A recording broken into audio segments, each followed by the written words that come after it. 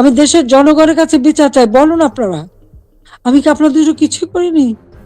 মুহূর্তে সে বক্তব্য দেওয়া শুরু করবে, সেই মুহূর্তে আপনারা দলে দলে আসবেন, ধানমন্ডি 32 নম্বরে বুলডোজার নিয়ে আসবেন। বুলডোজার না পাওয়া গেলে হাতুড়ি শাবল গাইতি নিয়ে আসবেন। শেখ হাসিনার লাইভে আসার খবরে যখন ধানমন্ডির 32 নম্বর বাড়িতে জনতা গিয়ে ভাঙচুর শুরু করে, তখন আবার শেখ হাসিনা লাইভে এসে হাউমাউ করে কাঁদেন। বলেন, আমি কি আপনাদের জন্য কিছুই করিনি? আমি কি আপনাদের জন্য খাবারের ব্যবস্থা করিনি কিংবা চিকিৎসার ব্যবস্থা করে দিইনি? বিচার চাই। আমি দেশের জনগণের কাছে বিচার চাই, বলুন আপনারা। আমি কি আপনাদের জন্য কিছুই করিনি? পতনের 6 মাস পার হলেও হাজারো শহীদদের রক্তের বিনিময়ে এই গণঅভ্যুত্থান সময় 5ই আগস্ট দেশ ছেড়ে পলায়ন করেন শেখ হাসিনা।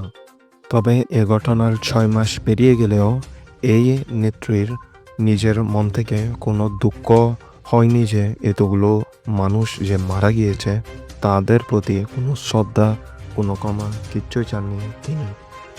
অনুশোচনার কোনো ইঙ্গিতও নেই তার কথায়। তো বলা যায় কত বড় স্বৈরাচারী হলে, কত বড় অমানুষ হলে এরকম করতে পারে।